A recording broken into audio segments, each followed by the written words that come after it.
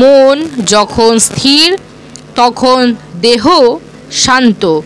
এই মন দেহের যোগসূত্র তৈরি করে নার্ভাস সিস্টেম মানে স্নায়ুতন্ত্র। আজকের যোগা স্টার এপিসোডে জানব মানসিক দেহের স্থিতিশীলতা, নার্ভাস সিস্টেমের ভূমিকা আর কিভাবে যোগব্যায়াম আমাদের স্নায়ুতন্ত্রকে শক্তিশালী করে। নার্ভাস সিস্টেমের বা স্নায়ুতন্ত্রের মূলত দুটি ভাগ আছে। এক, সেন্ট্রাল নার্ভাস সিস্টেম, যাকে শর্টে বলে CNS, ব্রেন ও স্পাইনাল কর্ড। দ্বিতীয়, পেরিফেরাল নার্ভাস সিস্টেম, যেটাকে শর্টে বলে PNS, সারা শরীর জুড়ে ছড়ানো ছোট ছোট স্নায়ু।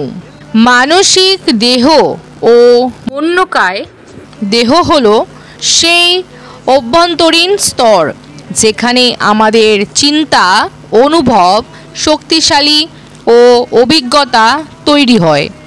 এই স্তরটি নিয়ন্ত্রণ করে ব্রেন, হরমোন এবং নার্ভাস রেসপন্স, আর এটাই আমাদের বাহ্যিক আচরণ, যোগাসনের অবস্থান বা ধ্যানের স্থিরতাকে প্রভাবিত করে।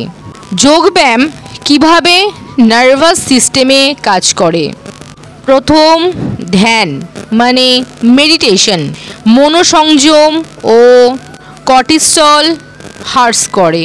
প্রাণায়াম ব্রেইনের অক্সিজেন সরবরাহ ও স্নায়ুর স্থিতিশীলতা।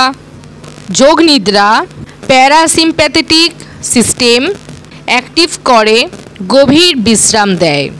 আসন নার্ভ স্টিমুলেশন ও স্নায়বিক স্থিতিশীলতা। আজকের দিনে মানসিক চাপ, উদ্বেগ বা আতঙ্ক আমাদের নিত্যসঙ্গী।